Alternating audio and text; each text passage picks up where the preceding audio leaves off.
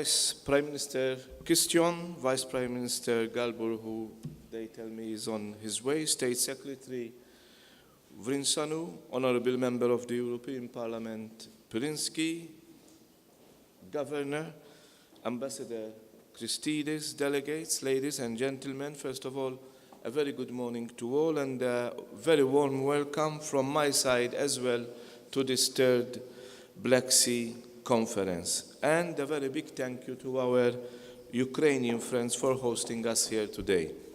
So let me start by saying that beautiful Odessa is truly a pearl of the Black Sea, as was already mentioned by the government. And it is also one of the Black Sea's most important ports with a yearly traffic capacity of 40 million tons. And again, as was already said before, it is a city with a huge economic potential. And of course, Odessa is just one in an entire string of pearls, whether Istanbul, whether Varna, Sochi, Batumi, Constanta, they all show us the economic importance of the Black Sea as a trading hub, as a transport corridor, and as a tourism destination as well. We all know that we need to polish those precious pearls if we do not want them to lose their luster. Today, I want to tell you and I want to share with you how the European Union is willing to support that, with technical assistance, with financial support, and above all, with our own experience of what it means to pursue a sustainable blue growth. In the European Union, the maritime, or the blue, as we call it, the blue economy, generates a gross added value of almost 500 billion euros each and every year. It represents over 5 million jobs, more than 160,000 in Bulgaria and Romania alone. Most of these jobs are created by traditional maritime sectors like shipping, shipbuilding, and coastal tourism. The picture in Ukraine is very similar. Shipbuilding alone provides more than 60,000 jobs. Ferry lines connect the region, transporting 120,000 passengers in 2012. But we know that there is more potential in the EU and in the region as a whole. Tourism is one of the most promising areas for investment.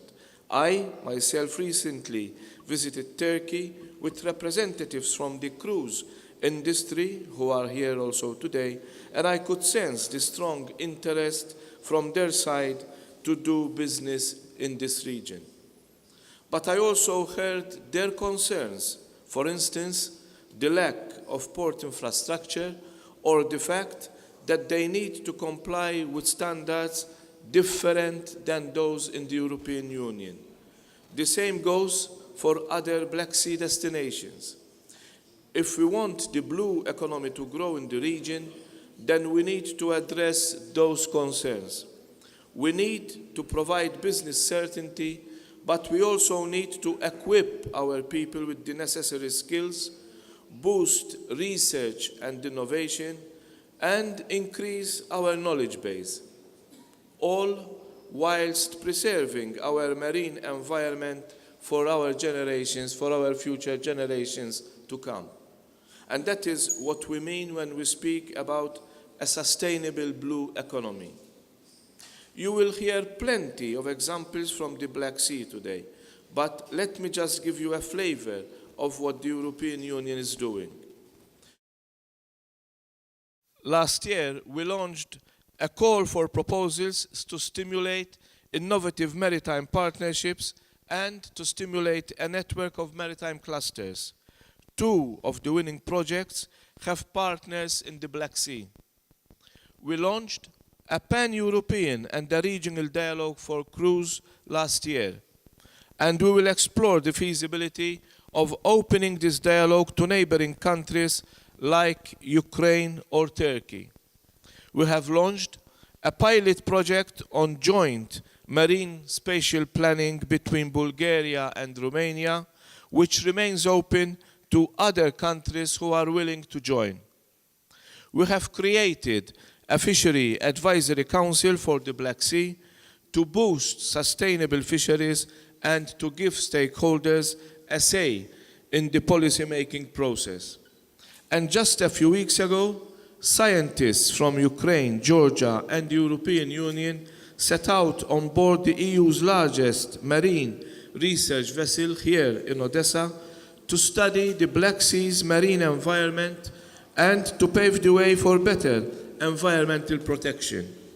In a more uncertain and interconnected world, we will only get ahead if we are ready to talk to others and to cooperate with others, not least when it comes to science. One of my main priorities is to improve the way that we manage our oceans internationally. We can do this mostly by better implementing the rules that we have and by improving coordination. I would like to see this happen in the Black Sea as well. And that is why we have to work closely with regional organizations like the Black Sea Economic Cooperation.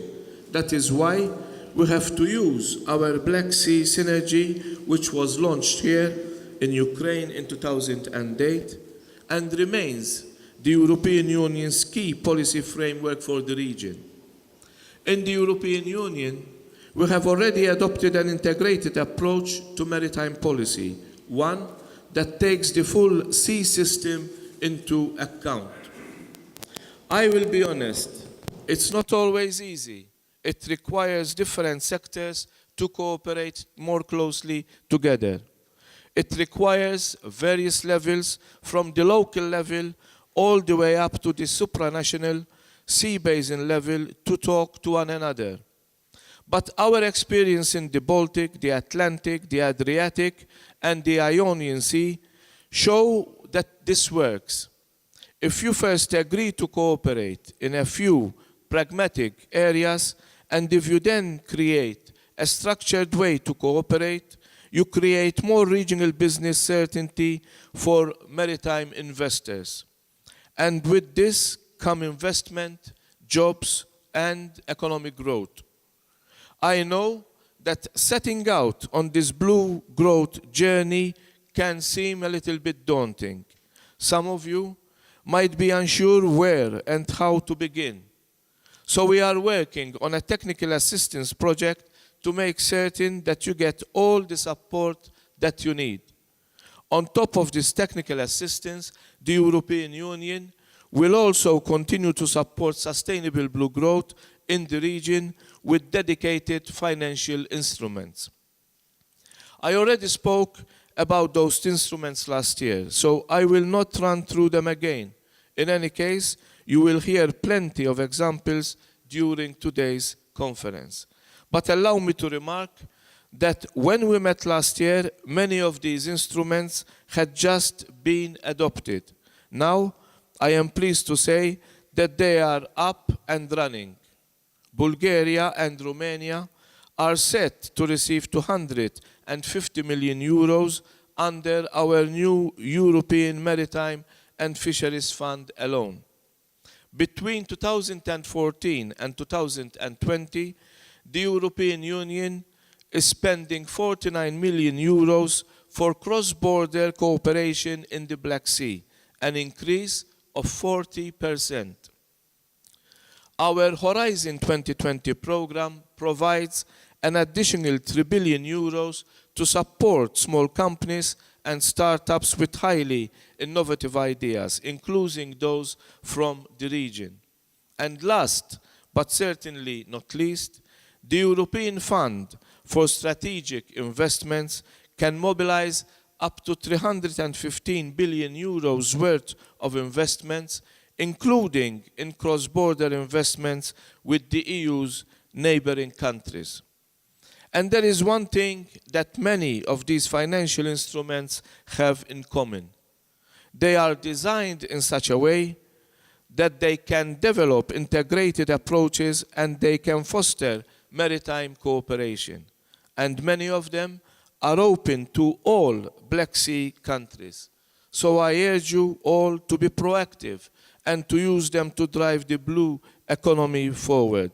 And I hope that this cooperation will become our stepping stone for a shared maritime agenda.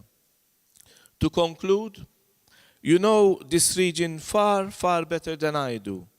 This is your sea basin. Shaping its future lies entirely in your hands. The European Union is there to support you. So today, tell us how we can advance cooperation and how we can boost the blue economy. Together, let us polish those Black Sea pearls until they shine. Thank you very much for being here and for listening. Thank you.